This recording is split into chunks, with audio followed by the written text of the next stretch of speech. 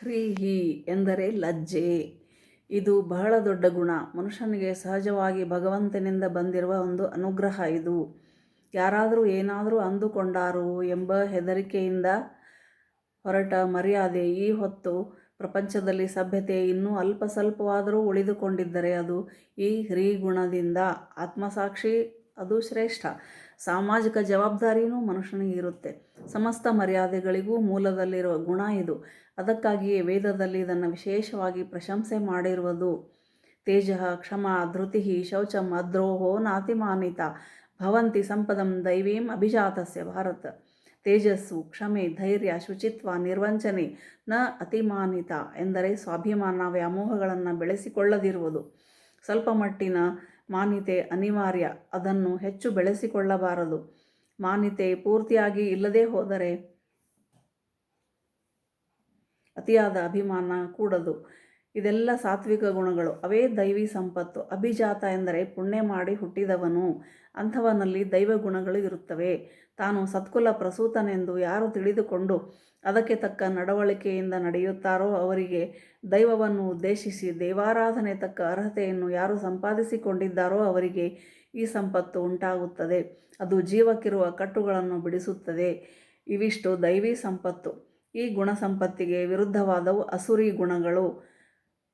ದಂಭೋ ದರ್ಪೋ ಅತಿಮಾನಶ್ಚ ಕ್ರೋಧ ಪಾರುಷ್ಯಮೇವ ಚ ಅಜ್ಞಾನಂ ಚಾಭಿಜಾತಸ್ಯ ಪಾರ್ಥ ಸಂಪದಂ ಅಸುರೀಂ. ದಂಭವೆಂದರೆ ಗರ್ವ ಪ್ರದರ್ಶನ, ಇತರರಲ್ಲಿ ಇಲ್ಲದ್ದು ತನ್ನಲ್ಲಿ ಉಂಟೆಂಬ ದುರಭಿಮಾನ. ದರ್ಪವೆಂದರೆ ಮನಸ್ಸಿನ ಕಾಠಿಣ್ಯ, ಮನಸ್ಸಿನ ಕೊಬ್ಬು, ಇತರರು ತನಗಿಂತ ಕೀಳಾದವರೆಂಬ ಭಾವನೆ. ಅತಿಶಯವಾದ ವ್ಯಾಮೋಹ, ಜಿದ್ದು, ಕ್ರೂರತೆ, ಜ್ಞಾನಶೂನ್ಯತೆ, ವಿಚಾರಶೂನ್ಯತೆ ಇವೆಲ್ಲ ತಾಮಸ ಗುಣಗಳು.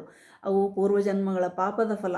ಅವು ಜೀವಕ್ಕಿರುವ ಕಟ್ಟುಪಾಡುಗಳು. ಇನ್ನಷ್ಟು ಬಿಗಿ ಮಾಡುತ್ತವೆ, ಸಂಸಾರದಲ್ಲಿ ಬಂಧಿಯನ್ನಾಗಿಸುತ್ತವೆ, ಪುನಃ ಪುನಃ ಜನ್ಮವನ್ನು ತಂದು ಕೊಡುತ್ತವೆ. ಇಷ್ಟು ಹೇಳಿ ಈಗ ಈ ಎರಡು ಜಾತಿ ಗುಣಗಳ ಪರಿಣಾಮಗಳೇನೆಂಬುದನ್ನು ಹೇಳುತ್ತಾನೆ ಸ್ವಾಮಿ. ಮೋಕ್ಷಕ್ಕೆ ಸಾಧಕವಾಗತಕ್ಕವು ದೈವಿ ಗುಣಗಳು, ಬಂಧನಕ್ಕೆ ಕಾರಣವಾಗತಕ್ಕದ್ದವು ಅಸುರಿ ಗುಣಗಳು.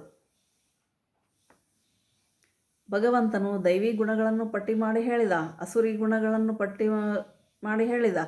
ಮುಂದೆ ಮಾನುಷಿ ಗುಣಗಳನ್ನು ಮಾತ್ರ ಏಕೆ ಹೇಳಲಿಲ್ಲ? ಮಾನುಷಿ ಎಂಬ ಗುಣಗಳಿಲ್ಲವೋ ಎಂದರೆ ಹೇಳಿರುವ ಗುಣಗಳೆಲ್ಲವೂ ಮಾನುಷವೇ. ದೈವ ಜಾತಿಯಲ್ಲಾಗಲಿ ಅಸುರ ಜಾತಿಯಲ್ಲಾಗಲಿ ಸೇರಿಸಲಾಗದ ಮನುಷ್ಯ ಗುಣ ಒಂದೂ ಇಲ್ಲ. ದೈವಾಂಶ ಅಸುರಾಂಶಗಳ ಮಿಶ್ರಣವೇ ಮನುಷ್ಯ. ಎರಡೂ ಮಿಶ್ರವಾದರೆ ಅವನು ಮನುಷ್ಯ ಲೋಕಕ್ಕೆ ಬರುತ್ತಾನೆ.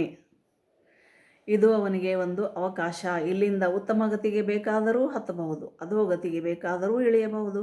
ಭಗವಂತ ಮನುಷ್ಯನಿಗೆ ಜಗದ್ವ್ಯವಸ್ಥೆಯಲ್ಲಿ ಈ ಸ್ವಾತಂತ್ರ್ಯವನ್ನು ಕೊಟ್ಟಿದ್ದಾನೆ. ಸತ್ವ ರಜಸ್ ತಮ ಗುಣಗಳ ಮಿಶ್ರಣವೇ ಮನುಷ್ಯ.